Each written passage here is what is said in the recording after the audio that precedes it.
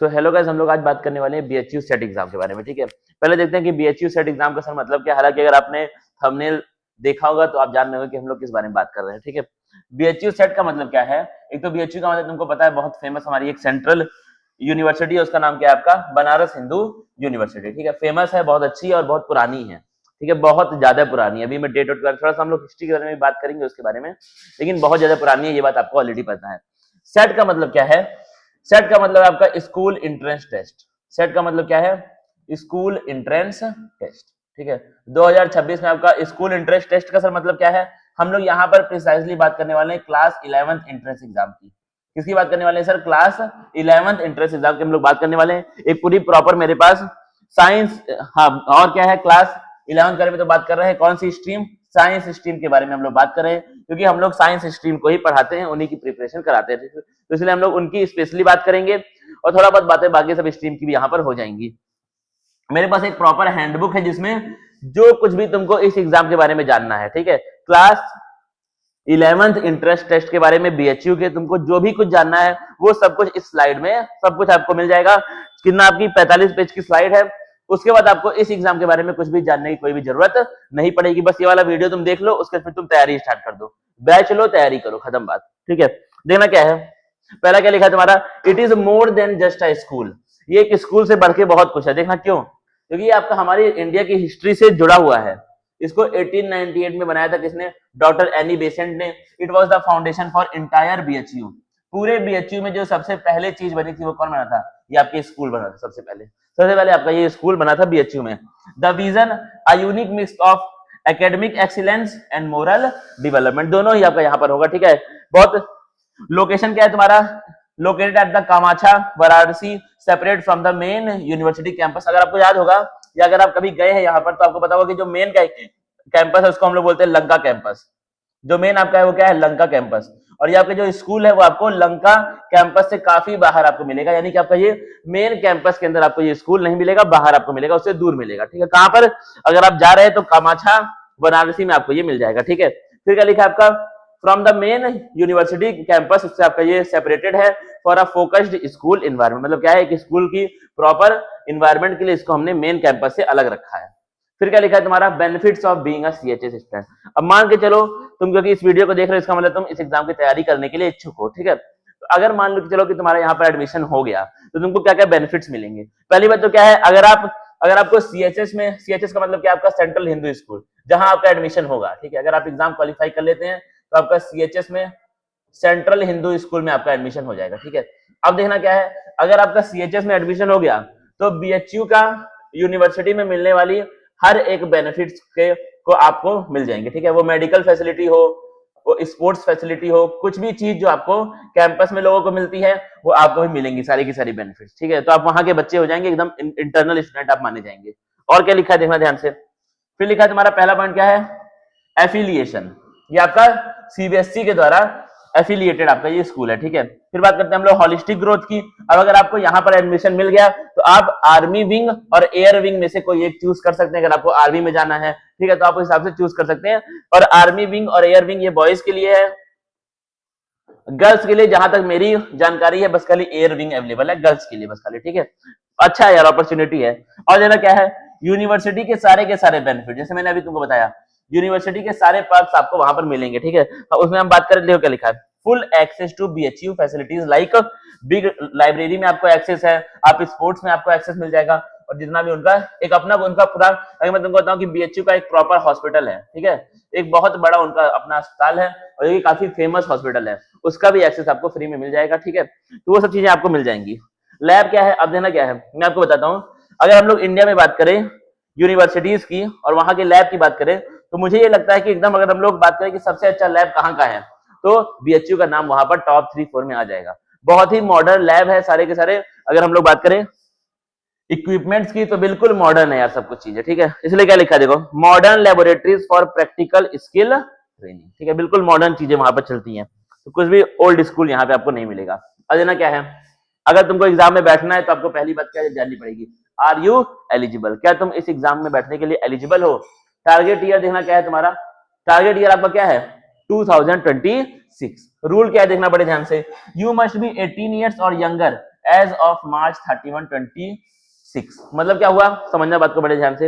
ये डेट बहुत ज्यादा स्ट्रिक्ट है, यूनिवर्सिटी इस डेट को लेकर के एक्सट्रीमली स्ट्रिक्ट है।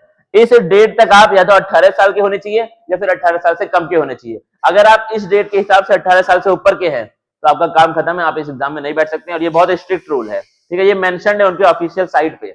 और देखना क्या बात है, आपका जो बर्थडे है, you must be born on और आफ्टर अप्रैल 1, 2008। मतलब क्या है, या तो आपका बर्थडे इस दिन हो या फिर इस दिन के बाद हो।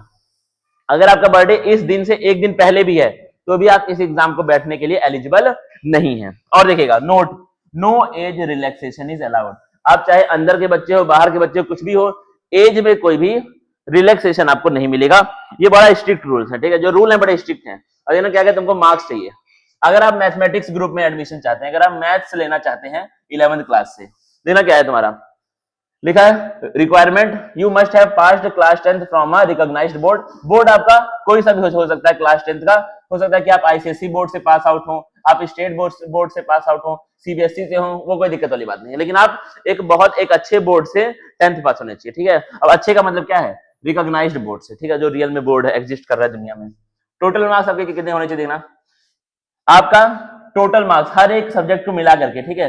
अब उसमें ये बहुत सारे बोर्ड्स में होता है टॉप 5 सब्जेक्ट, तो वो यहां पर कंसीडर नहीं किया जाएगा। अगर आपके बोर्ड में सब्जेक्ट 7 हैं तो 7 को मिला करके, अगर 8 है तो 8 को मिला करके, अगर 5 है तो 5 को मिला के, कम से कम आपके टोटल 60% मार्क्स होने चाहिए। अगर आपके 60% मार्क्स नहीं है सारे के सारे हर एक सब्जेक्ट को मिला करके, ठीक है, वो टॉप 5 वाला यहाँ पर क्राइटेरिया अवेलेबल नहीं है। अगर आपके उतने मार्क्स है तभी आप इस एग्जाम में बैठ सकते हैं, 60%। और मैथ में आपके कम से कम 50% मार्क्स होने चाहिए, और साइंस में भी आपके कम से कम 50% मार्क्स होने चाहिए। ये आपका क्राइटेरिया इंपॉर्टेंट है, स्ट्रिक्ट है। और देखना, अब अगर आपको एडमिशन चाहिए बायोलॉजी ग्रुप में, ठीक है, तब देखना क्या करना है तुमको, फिर से क्या है तुम्हारा वही 60% आपके मार्क्स होने चाहिए ओवरऑल, सेम है यार दोनों का दोनों, 50% मार्क्स साइंस में, 50% मार्क्स मैथमेटिक्स में, और टोटल 60% आपका बोर्ड में परसेंटेज होना चाहिए सारे सब्जेक्ट को मिला करके।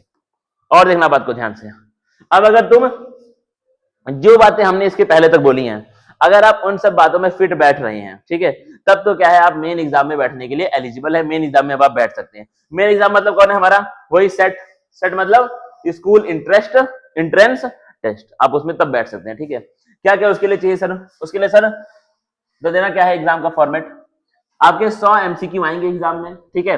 टाइम कितना है, आपको 2 घंटे का टाइम मिलेगा, मतलब 120 मिनट का आपको टाइम मिलेगा। जो लेवल है एग्जाम का, कहने के लिए तो वो क्या है, क्लास 10th स्टैंडर्ड है, ठीक है। लेकिन होता क्या है, जो ये वाले एग्जाम होते हैं इनके अंदर आपके ज्यादातर एप्लीकेशन बेस्ड सवाल आते हैं, केस बेस्ड सवाल आते हैं, और मल्टीपल टॉपिक से सवाल आते हैं, ठीक है। और क्या है, न्यूमेरिकल बहुत सारे आते हैं। अगर आप पिछले 2-3 साल का पेपर चेक करेंगे बीएचयू का स्पेसिफिकली, तो उसमें न्यूमेरिकल सवाल बहुत ज्यादा पूछे गए हैं। तो आपको जो आपने 10th के लिए किया था तैयारी, वो तो ठीक है भाई, अच्छी बात है आपने किया था 10th के लिए, लेकिन आपको थोड़ा सा और एक्स्ट्रा तैयारी करनी पड़ेगी, थोड़ा सा और आपको टफ लेवल की तरफ जाना पड़ेगा अगर आपको यहाँ पर एडमिशन चाहिए तो स्पेसिफिकली, ठीक है। और देखना ध्यान से, फिर क्या तुम्हारा मोड क्या होता है, ऑफलाइन होता है। अब देखना क्या लिखा आपका, कोई भी वाइटनर वगैरह अलाउड नहीं है, कोई भी ऐसा लिक्विड, कोई भी रिमूविंग लिक्विड आपका अलाउड नहीं है, वाइटनर हो गया, कुछ भी इस तरह का liquid. Answer can not be challenged once marked, मतलब क्या है, इसलिए मैं क्या बोलता हूँ कि बच्चे को ये ओएमआर शीट भरने की प्रैक्टिस बहुत पहले से करनी चाहिए, क्योंकि होता क्या है कि अगर आपकी प्रैक्टिस नहीं है तो आप गलत आंसर भर देंगे, और आपने अगर गलत आंसर भरा है तो आप उसको फिर चैलेंज या फिर चेंज आप नहीं कर सकते। एक बार अगर आपने आंसर भर दिया तो फिर वो भरा गया, ठीक है, तो आप उसको चेंज नहीं कर सकते, इसलिए ध्यान से काम करना। फिर क्या लिखा देखो, मिनिमम मार्क्स टू क्वालिफाई, मतलब क्या है, अगर तुमको मेरिट लिस्ट में आना है तो कम से कम कितना मार्क्स चाहिए मेरिट लिस्ट में अपियर होने के लिए। और मेरिट का मतलब पेड सीट भी और फ्री सीट भी, दोनों ही सीट के लिए मैं बात कर रहा हूँ। देना कितना मार्क्स चाहिए, अगर आप SC/ST से हैं या फिर अगर आप दिव्यांग हैं, फिजिकली हैंडीकैप्ड हैं, तो आपको मार्क्स चाहिए कम से कम 25% आपका एग्जाम में मार्क्स आना चाहिए।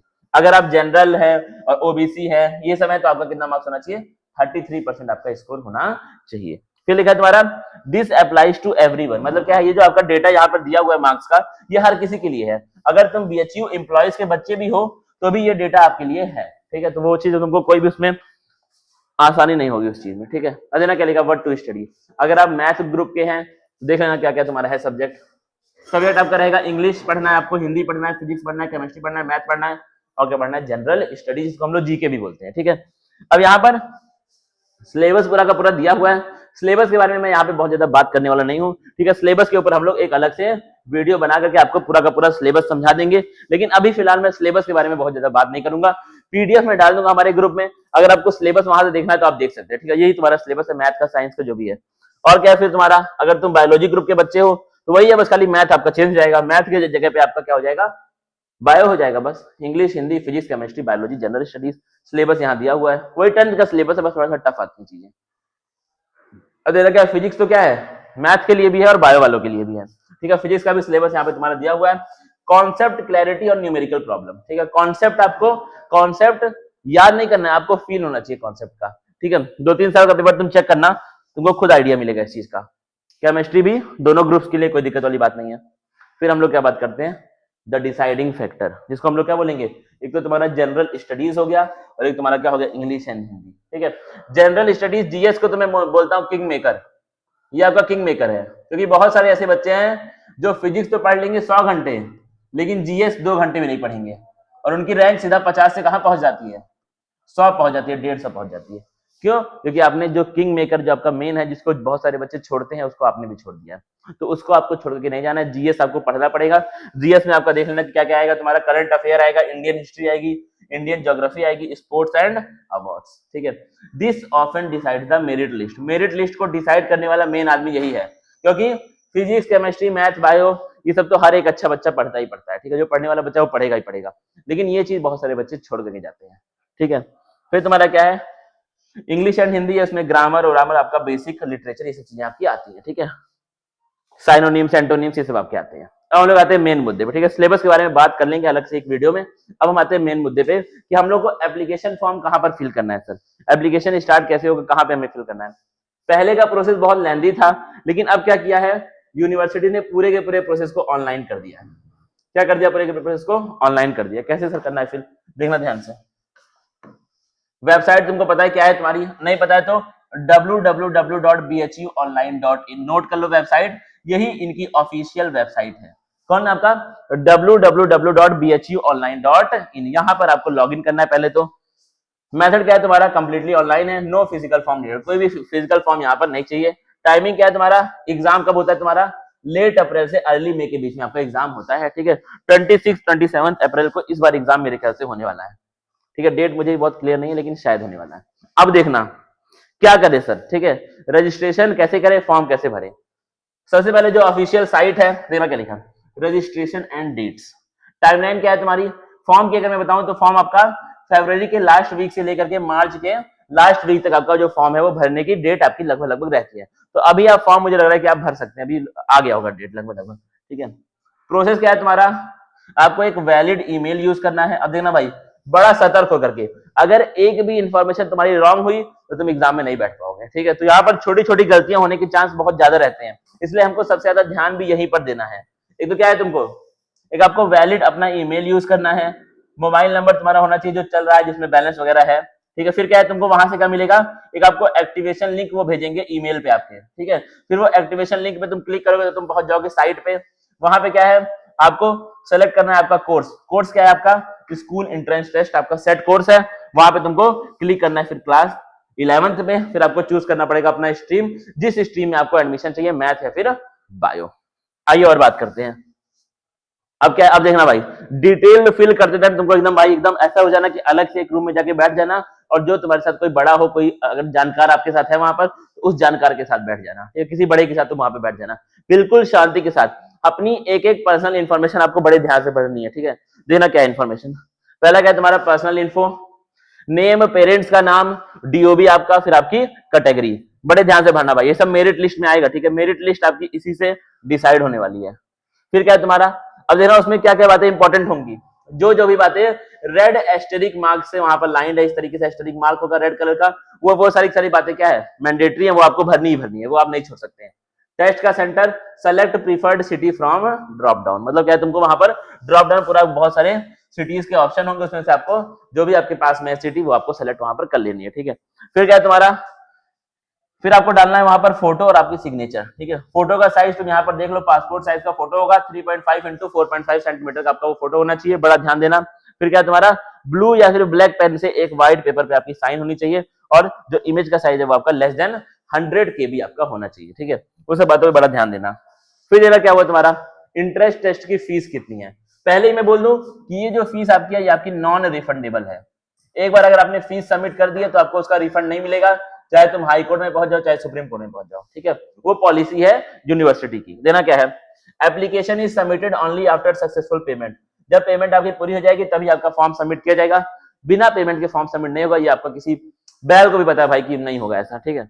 अब देना क्या क्या फीस है तुम्हारी, अगर आप जनरल है, ओबीसी है या फिर आप ईडब्ल्यूएस कैटेगरी से हैं तो आपके फॉर्म की फीस है 800 रुपीज। अगर आप SC ST या फिर दिव्यांग से हैं तो आपकी फीस कितनी है, 550 रुपये आपको वहां पर फीस देनी पड़ेगी, ठीक है। पेमेंट का मेथड क्या है तुम्हारा, credit card, debit card, net banking, जो भी आपके पास है, ठीक है। फिर टिप क्या है तुम्हारी, keep the receipt safe, no need to mail hard copy. मतलब क्या है, हार्ड कॉपी वगैरह आपको मेल करने की कोई भी सेंस इसमें नहीं है, कोई भी जरूरत नहीं है। जो आपको रिसीट मिलेगी पेमेंट की उसको आपको सेफ अपने आप कहीं ना कहीं उसको रख लेना है, ठीक है। अब देखते हैं सर कि कितनी सीट अवेलेबल है, ठीक है। एक तो क्या है तुम्हारी मिक्स्ड सीटें हैं, ठीक है। जैसे मैथ की हम लोग बात करें तो मैथ में एक है मिक्स, मतलब वो इंटरनल बच्चों के लिए भी है और एक्सटर्नल बच्चों के लिए भी है, दोनों के लिए मिक्स है। कितनी सीट है सर, 38। फिर साथ में आपकी 50 सीट्स और है, वो क्या है, बस खाली बाहर वाले बच्चों के लिए है। जो बच्चे बाहर से आना चाह रहे हैं सिर्फ उनके लिए 50 सीट अलग से दी हुई है। और बायोलॉजी वाले बच्चों के लिए कितनी सीट है, 25 सीट है। तो सीटें बहुत कम है और बच्चे बहुत ज्यादा बैठते हैं, ठीक है। लगभग अगर मैं पिछले साल की बात करूं 2024 की, तो 22,000 बच्चों ने फॉर्म भरा था, ठीक है। अब ये डेटा एकदम ऐसा नहीं सकता कि एक्यूरेट हो, लगभग लगभग इतना था। और उसमें से लगभग 17,500 के आसपास बच्चे एग्जाम में बैठे थे। तो अगर तुम 17,500 वाला भी डेटा लो तो भी इसके हिसाब से हर 100 बच्चे के ऊपर एक सीट है। तो कंपटीशन इस लेवल की टफ है भाई, ठीक है। सीटें बहुत कम है, ठीक है। बीएचयू में सीटें बहुत ज्यादा कम है।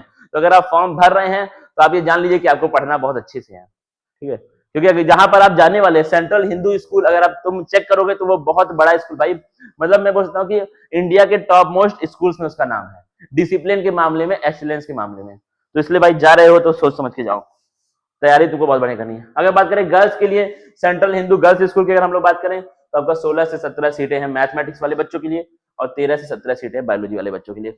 सीट नंबर आपका वेरी हो सकता है हल्का फुल्का, इसलिए मैंने यहाँ पर डेटा दिया से दिया है कि 13 से 17, 15-20 ऐसे हो सकती है सीटें। अब देखना क्या है तुम्हारा, सीट का रिजर्वेशन कैसे होता है सर। अगर आप ओबीसी हैं तो आपके लिए 27% सीटें वहां फिक्स कर दी गई हैं। अगर आप एससी हैं तो 15%, अगर आप ईडब्ल्यूएस हैं तो 10%, अगर आप एसटी हैं तो 7.5% और दिव्यांग के लिए 3% हॉरिजेंटल सीट्स वहां पर फिक्स कर दी गई, ठीक है। तो इसके ऊपर आपको ध्यान देना है, कैटेगरी अपनी देखो, उस हिसाब से तुम तैयारी करो। लेकिन आपका अगर आप इनमें में से किसी भी कैटेगरीज में हैं तो आपके पास एक प्रॉपर उसका सर्टिफिकेट होना चाहिए, या तो वो तहसीलदार के द्वारा साइंड हो या फिर तहसीलदार से ऊपर के किसी अधिकारी के द्वारा वो आपका साइन होना चाहिए, ठीक है। तो उसके ऊपर ध्यान देना, अगर आपके पास सर्टिफिकेट नहीं है तो आप इन सब के लिए एलिजिबल नहीं होने वाले हैं, ठीक है। तो इसलिए अगर तुम एग्जाम की तैयारी कर रहे हो तो अभी से अपने घर पे बोल दो कि सर्टिफिकेट आपका बनवा लिया जाए, कैटेगरी सर्टिफिकेट आपके पास होना चाहिए, बनवा लो अभी से ही, ठीक है। अब आता है सर, मान लीजिए किसी बच्चे का एडमिशन नहीं हो पाया, ठीक है।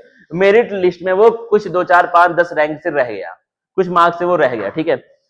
उसके लिए कौन सी सीट है, उसके लिए आती है पेड सीट, ठीक है। अब पेड सीट में भी कौन लेगा, पेड सीट में कोई भी ऐसा बच्चा जिसके पास पैसा हो वो इस सीट में बैठ नहीं सकता है। पेड सीट भी आपकी मेरिट लिस्ट के हिसाब से डिसाइड होती है, ठीक है। पेड भी क्या होता है, मेरिट लिस्ट के हिसाब से आपकी डिसाइड होने वाली है पेड सीट भी, ठीक है। वीडियो पॉज हो गया,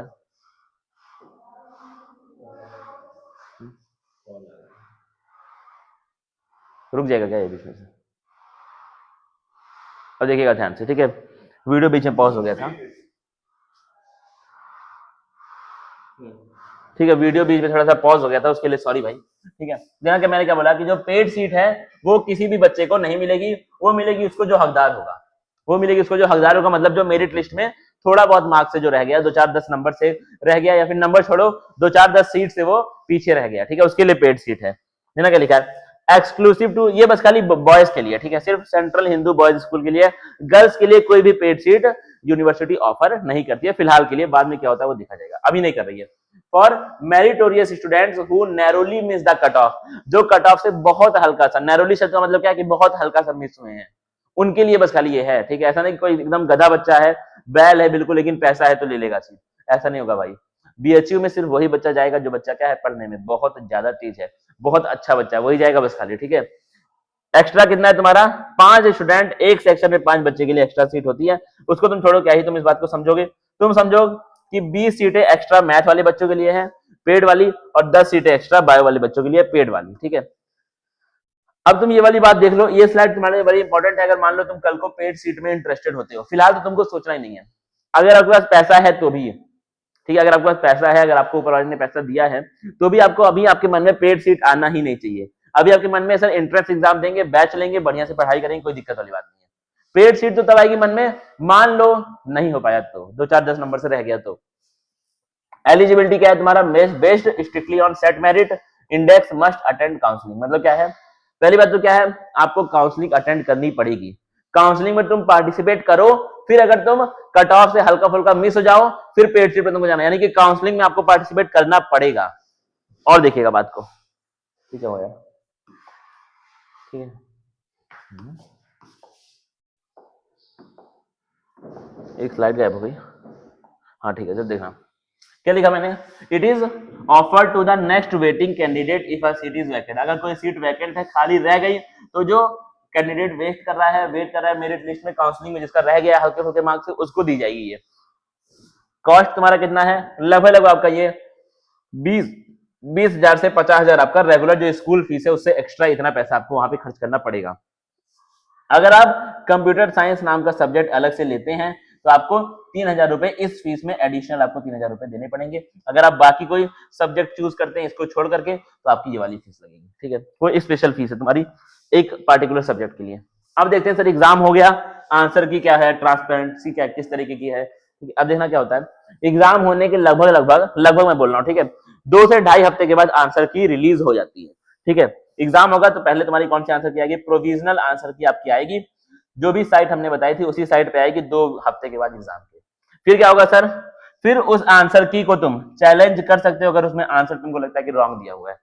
एक सवाल को चैलेंज करने का 100 रुपया चार्ज होगा, ठीक है। अगर मान लो आपने जो किया है चैलेंज, वो आंसर रियल में रॉन्ग निकलेगा, तो भी आपका पैसा वापस आपको नहीं मिलेगा। पैसे उसे वाला मामला नहीं, एक बार तुमने पैसा दे दिया तो वो वापस नहीं मिलता, ज्यादातर चांस में पैसा आपको रिफंड नहीं होगा। बस उस आंसर को सही करके जो एक्सपर्ट इनके पास बैठे हुए हैं, वो रिव्यू करेंगे सारे के सारे चैलेंजेस को, और फिर उसके बाद आपकी फाइनल आंसर की 3-4 हफ्ते के बाद रिलीज हो जाएगी। और देखना ध्यान से, द मेरिट इंडेक्स, ठीक है। अब देखते हैं मेरिट में कैसे सर होगा डिसाइड। अब जो आपका रैंक आएगा, वो टोटल मार्क्स के बेसिस पे, आपका सेट एग्जाम में कितना तुमने मार्क्स स्कोर किया है उसके बेसिस पे रैंक आता है। पहला क्या है तुम्हारा, मान लो अगर 2 बच्चों के टोटल मार्क्स इक्वल हो गए, तो पहला रूल क्या है समझना, higher aggregate marks in class 10th board exam. फिर क्या होगा, अगर दोनों बच्चों के टोटल मार्क्स इक्वल हो गए, तो जिस बच्चे के क्लास 10th में ज्यादा मार्क्स हैं उसका रैंक ऊपर कर दिया जाएगा, ठीक है। मान लो ये भी सेम हो गया, अगर क्लास 10th के एग्रीगेट मतलब टोटल मार्क्स भी सेम हो गए, तो सब्जेक्ट स्पेसिफिक स्कोर से अप्लाई होगा। मतलब कैसे, अगर आप मैथ वाले बच्चे हो तो आपके 10th क्लास के मैथ के मार्क्स को वो देखेंगे, अगर आप बायो वाले बच्चे हो तो आपके 10th क्लास के साइंस के मार्क्स को वो देखेंगे, ठीक है। तो जिसमें मार्क्स ज्यादा है उस हिसाब से आपकी रैंक डिसाइड हो जाएगी। फिर क्या है, मान लो ये भी सेम हो गया, if class 10th aggregate is identical, math stream preference to higher math plus science marks, preference to higher science plus math marks, वो आपका सब्जेक्ट के हिसाब से, ठीक है। फिर देना क्या है, फाइनल टाई ब्रेकर, मान लो आपके सब्जेक्ट के मार्क्स भी सेम हो गए, तो एज सीनियोरिटी के हिसाब से older candidate gets the seat, जिसका एज बड़ी होगी उसको आपकी सीट मिल जाएगी, अगर ऐसा कुछ होता है, ठीक है, उसको रैंक ऊपर मिल जाएगी, ऐसा कुछ होता है। और एक बार ये हो भी चुका है, 2016-17 में ये वाला केस फंस चुका है, ठीक है। मुझे एग्जैक्ट साल तो याद नहीं है, लेकिन ऐसा हो चुका है, 17-18 में 16 में ऐसा हो चुका है। काउंसलिंग एंड एडमिशन काउंसलिंग मतलब क्या है, अब क्या है सर, मान ले चलिए हमारा रैंक आ गया, मेरिट में हम आ चुके हैं, कट ऑफ हमारा निकल चुका है, ठीक है।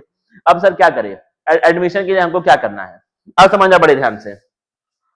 पहली बात तो ये काउंसलिंग का प्रोसेस पूरा का पूरा प्योरली फिजिकल प्रोसेस है, मतलब तुमको वहां पर जाना पड़ेगा, स्कूल प्रीमाइसेस के अंदर आपको जाना पड़ेगा, स्कूल में जाके ये काउंसलिंग होगी, ठीक है। देखा क्या लिखा है, मैंडेटरी फिजिकल प्रोसेस, आपको वहां पे मौजूद होना पड़ेगा। अब इसमें ऑनलाइन कुछ भी नहीं है। लोकेशन स्कूल प्रीमाइसेस वाराणसी में, आपको वहां पर जाइए आप। एक्शन क्या है, मेरिट लिस्ट वो चेक करेंगे फॉर योर स्पेसिफिक डेट और टाइम। वार्निंग एक समझ लेना, अगर तुमको कुछ डेट दी जाएगी काउंसलिंग की, ठीक है, अगर आप उस डेट में नहीं पहुंचते हैं तो आप अपनी सीट खो देंगे, सिंपल सी बात है, ठीक है। तो डेट के लिए ये लोग बहुत ज्यादा स्ट्रिक्ट हैं, जो डेट आपको दी जाए आपको उसी डेट में पहुंचना पड़ेगा, नहीं पहुंचोगे आपका तुम्हारा मिस हो जाएगा, ठीक है, लूज हो जाएगा आपका। अगला क्या है, व्हाट टू ब्रिंग। काउंसलिंग के लिए सर हमें क्या क्या सामान लेकर के आना है, समझ लेना ध्यान से, क्या क्या तुमको सामान काउंसलिंग के टाइम पर लेकर के आना है। क्या सामान है सर, पहला तो क्या है, हमें जो तुमने एग्जाम दिया सेट का एडमिट कार्ड और एप्लीकेशन का प्रिंट आउट आपके पास होना चाहिए, एप्लीकेशन फॉर्म का प्रिंट आउट होना चाहिए, क्लास 10th की मार्कशीट आपके पास होना चाहिए, क्लास 10th का पास सर्टिफिकेट होना चाहिए जो स्कूल से आपको मिलेगा, आधार कार्ड आपके पास होना चाहिए आपका खुद का, स्कूल से का आपके पास ट्रांसफर सर्टिफिकेट होना चाहिए, टीसी होनी चाहिए, और क्या होना चाहिए, कैरेक्टर सर्टिफिकेट होना चाहिए। ठीक है, अगर आप किसी नॉन सीबीएसई स्कूल से, आईसीएसई स्कूल से है, स्टेट बोर्ड से है, तो आपके पास माइग्रेशन सर्टिफिकेट भी होना चाहिए। फिर क्या है, अगर तुम किसी स्पेशल कैटेगरी में आते हो तो तुम्हारे पास कैटेगरी सर्टिफिकेट भी वहां पे होना चाहिए। ठीक है, अगर आप एससी से है, एसटी से है, ओबीसी से है, ईडब्ल्यूएस से है, दिव्यांग से, किसी भी अगर आप स्पेशल कैटेगरी से हैं तो, और आपके पास कम से कम 4 से 6 नहीं, मैं कह रहा हूं तुमको 6 पासपोर्ट साइज फोटो लेकर के जाना, 6-7 पासपोर्ट साइज फोटो अपने जेब में रख करके लेके जाना, जो यूज होगा होगा वरना ले आना वापस। ठीक है, सिंपल सी बात है। और क्या बात है सर, और कुछ बताइए इन्फॉर्मेशन अगर है आपके पास तो। More than just a exam. अब जो एग्जाम तुम दे रहे हो ना भाई, ये बस खाली एक एग्जाम नहीं है, ये एग्जाम से बढ़ के बहुत कुछ है। आप बीएचयू के एक सेंट्रल यूनिवर्सिटी के इंटरनल बच्चे हो जाएंगे। ठीक है, फिर आगे के आपके मतलब पूरा कैरियर तुम्हारा सेट है उसके बाद, देना ध्यान से। The school entrance test is a holistic evaluation of your readiness to join one of the India's most prestigious learning communities. It combines high academic standard with university level infrastructure and subsidized cost. एकदम कम पैसे में भाई, minimum पैसे में तुमको university level environment वो दे रहे हैं स्कूल लाइफ में ही, स्कूल टाइम से ही तुमको यूनिवर्सिटी लेवल कंपटीशन आप देख रहे हैं। और जो आपकी क्लास में बच्चे होंगे वो सारे के सारे बच्चे तेज होंगे, बहुत बड़े एग्जाम को निकाल करके वो बच्चे आए हैं, तो कंपटीशन कैसे तुमको फेस करने तुमको पता है, किस एनवायरनमेंट में तुम जीने वाले हो, तो भाई समझ लो बात, और कितने कम फीस में। This guide cover subject choices, hostel life and specific studies to secure your seat. और देना ध्यान से। अब देखना, हम लोग बात करते हैं अगर आप मैथ ग्रुप में एडमिशन चाहते हैं, सीएचबीएस मतलब बॉयज वाले में। ठीक है, मैंडेटरी जो आपके कोर सब्जेक्ट मेन होंगे वो कौन कौन से होंगे, इंग्लिश है वो आपको मिलेगा ही मिलेगा, फिजिक्स केमिस्ट्री मैथ ये आपको पढ़ने ही पढ़ने हैं। उसके बाद आप अपना 5th सब्जेक्ट यहाँ से चूज कर सकते हैं कि आपको कौन सा सब्जेक्ट 5th चाहिए साइड में। ठीक है, अब तुम एक बार चूज कर लेना उसी हिसाब से। ठीक है, अब तुम देख लेना यार, जो तुमको पसंद है वो तुम चूज कर लेना। और देना ध्यान से, अगर आप सीएचबीएस बॉयज ग्रुप मतलब बायोलॉजी ग्रुप में है तो भी आपके इंग्लिश, फिजिक्स, केमिस्ट्री, बायोलॉजी ये सब्जेक्ट आपके मेन है। ठीक है, और बाकी आप इनमें में से कोई एक सब्जेक्ट चूज कर सकते हैं अपने 5th सब्जेक्ट के रूप में, वो आपकी इच्छा है। ठीक है, गर्ल्स के लिए थोड़ा सा मामला अलग है। ठीक है, गर्ल्स का ऐसा कोई नहीं है कि मैथ वाली गर्ल्स अलग है या फिर बायो वाली गर्ल्स अलग हैं, ऐसा कुछ भी गर्ल्स के लिए आपका स्पेसिफिकेशन नहीं है। गर्ल्स का क्या है, उनके 3 मैंडेटरी सब्जेक्ट हैं, कौन कौन, इंग्लिश, फिजिक्स और केमिस्ट्री। उसके साथ में उनके पास एक 4th आएगा सब्जेक्ट, वो चूज करेंगे मैथमेटिक्स या फिर बायोलॉजी। फिर क्या आपका एक आएगा 5th सब्जेक्ट जो क्या है तुम्हारा हिंदी, संस्कृत, उर्दू, आप इसमें से कोई एक चूज कर सकते हैं, वो गर्ल्स के लिए। ठीक है, और क्या बात है सर, अगर हम लोग बात करें हॉस्टल फैसिलिटीज की तो आपको परफेक्ट एक हॉस्टल वहां पर मिलेगा। ठीक है, एक बहुत अच्छा हॉस्टल, मतलब हॉस्टल तो तुम देखोगे एक बार तुमको लगेगा कि यार क्या ही है, कैसी जगह है यार, मतलब कहाँ ही आ गए। ठीक है, लिमिटेड सीट्स है हॉस्टल के अंदर, मेरिटोरियस स्टूडेंट्स के लिए होती हैं, सेट रैंक के हिसाब से आपको एसईटी जो तुम्हारा एग्जाम होगा उसके रैंक के हिसाब से आपको हॉस्टल मिलेगा। ठीक है, ऐसा कुछ पैसे वैसे वाला मामला यहाँ पर बिल्कुल भी नहीं है। हॉस्टल की फीस एक बार तुम चेक कर लो, हॉस्टल की 1 साल की फीस तुम्हारी कितनी है, 4500 से लेकर 5500 रुपए तुम्हारी फीस है। अगर बात करें मेस की, जहां तुम खाना खाओगे, उसकी फीस आपकी 2000 से लेकर 4000 रुपए तक होती है। हर साल फीस में थोड़ा बहुत फ्लक्चुएशन होता है, तो उसके ऊपर तुम ध्यान देना, कोई ऐसा नहीं है कि फिक्स इतना फीस होती है। और क्या बात है सर बताइए, इन्वायरमेंट, इन्वायरमेंट तो मैं तुमको बोल रहा हूँ कि बहुत बेहतरीन इन्वायरमेंट है। ठीक है, safe and intellectually stimulating for students coming from outside Varanasi, कहीं बाहर से अगर आप आ रहे हैं तो आपके लिए बहुत सेफ इन्वायरमेंट है, और बड़ा इंटेलेक्चुअल, मतलब बहुत ज्यादा अच्छे अच्छे बच्चे यहाँ पर रहते हैं, आलतू फालतू बच्चा तुमको मिलेगा ही नहीं। Your home away from home, ये आपका एक ऐसा घर है जो घर से दूर घर है। ठीक है, कैसे सर, जो रूम आपको मिलेगा वो शेयर्ड रूम होगा, या तो 2 बच्चों का रूम होगा या फिर 3 बच्चों का रूम होगा। आपको अपना पर्सनल बेड मिलेगा, स्टडी टेबल आपको मिलेगा, आपको एक अपनी चेयर मिलेगी, और आपको एक अपना अलमाइरा मिलेगा। कनेक्टिविटी की बात करें तो इलेक्ट्रिसिटी वहां पर नहीं जाती है, 24/7 वहां पर इलेक्ट्रिसिटी रहती ही रहती है। और क्या sir, high speed wifi available है, तुम चलाओ। ठीक है, मतलब पढ़ने के लिए चलाओ, और तो क्या ही चलाओगे। फिर क्या तुम्हारा रिक्रिएशन, कॉमन रूम दिया हुआ है आपका, टीवी है कॉमन रूम में, इंडोर गेम्स तुम्हारे टेबल टेनिस बैडमिंटन ये सब वहां पर अवेलेबल है। बात करते हैं मेडिकल केयर की। अब देखना, तुम इसको जाके सर्च करना एक बार, sir Sundarlal hospital, IMS BHU। ठीक है, ये आपका हॉस्पिटल इंडिया के रिनोड हॉस्पिटल्स में से एक है। ये बहुत फेमस अस्पताल है, उसकी फैसिलिटी तुमको मिल जाएगी तुरंत एडमिशन लेते ही। All students are entitled to world-class facilities at the university hospital.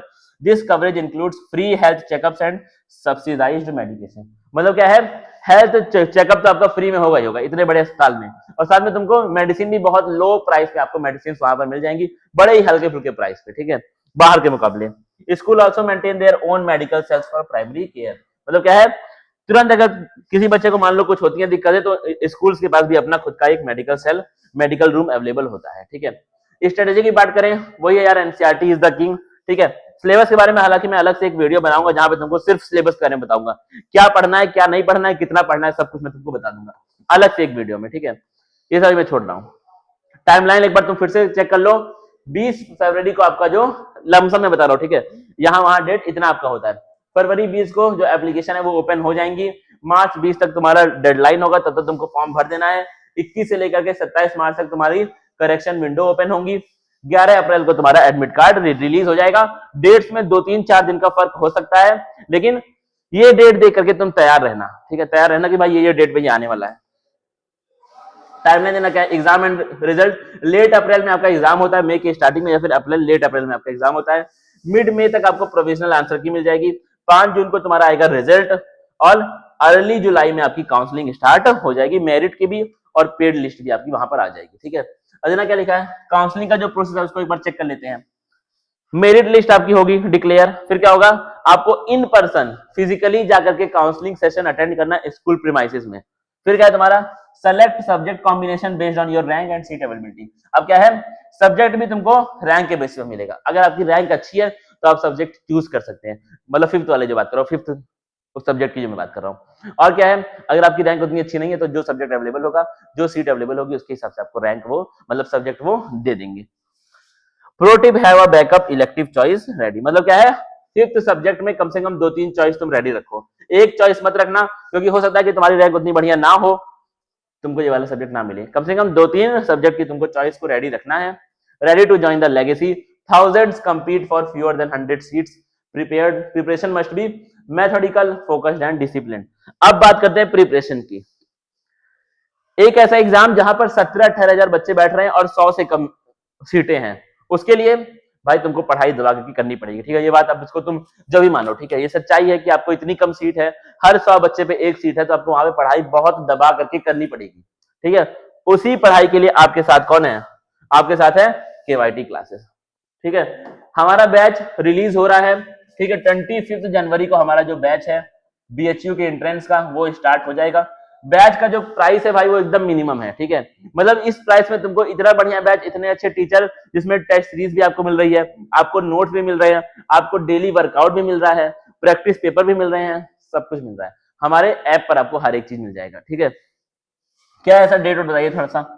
जो बैच की प्राइस है वो आपकी 1500 रुपीज है, ठीक है। 2000 रुपीज में हम लोग बैच ये सेल कर रहे थे, ये बैच बच्चे परचेज कर रहे हैं 2000 में अभी फिलहाल, लेकिन इस बैच में हमने अभी के लिए 25% ऑफ रखा है सारे के सारे बच्चों के लिए, और ये बैच अब आपको कितने का मिल जाएगा, 1500 रुपए का आपको ये बैच फिलहाल मिल जाएगा हमारी ऐप पर। नंबर दिया हुआ है स्क्रीन पे, अगर आप बैच को परचेज करने में इंटरेस्टेड हैं या फिर आप इस एग्जाम के बारे में किसी भी जानकारी के जानने में इंटरेस्टेड हैं, तो आप सीधा इस पे कॉल कर सकते हैं, हमारी टीम कॉल को उठाएगी और आपको हर एक चीज समझा देगी जो भी आपको जानना है इस यूनिवर्सिटी के बारे में, ठीक है, या फिर बैच के बारे में अगर आपको कोई भी कंफ्यूजन है, ठीक है। बैच लो भाई, तुम एक बार ये बैच खरीदो, उसके बाद फिर सब कुछ मेरे ऊपर छोड़ दो, हमारे ऊपर छोड़ दो, हर एक चीज। तुम्हारा इस एग्जाम में सिलेक्शन होना है, लेकिन आपको मेहनत करनी पड़ेगी, और आपको पता है, अब मैंने आपको बता दिया कि कंपटीशन कितनी है, ठीक है, तो उस कंपटीशन के साथ भाई तुमको मेहनत करनी पड़ेगी। ऐसा नहीं हुआ कि यार तुमने बैच ले लिया फिर तुम भूल गए, तो आप बैच को परचेज करिए, हमें कॉल करिए, स्क्रीन पे हमारा नंबर दिया हुआ है। केवाईटी क्लासेस आपके साथ है इस चीज में, इस जंग में आपके साथ है। Thank you and good luck KYT classes. Subscribe करो इस चैनल को, अगर तुम यहाँ तक आ गए, अगर तुमको लग रहा है कि कुछ तुमको काम की बात यहाँ पर जानने को मिली है, सब्सक्राइब करो फॉर मोर एजुकेशनल अपडेट्स, ठीक है। मिलेंगे भाई फिर अगली क्लास में, तब तक के लिए चलता हूं मैं, ठीक है। कॉल करना, पता करना, तुमको सब कुछ मिल जाएगा, ठीक है। Thank you guys.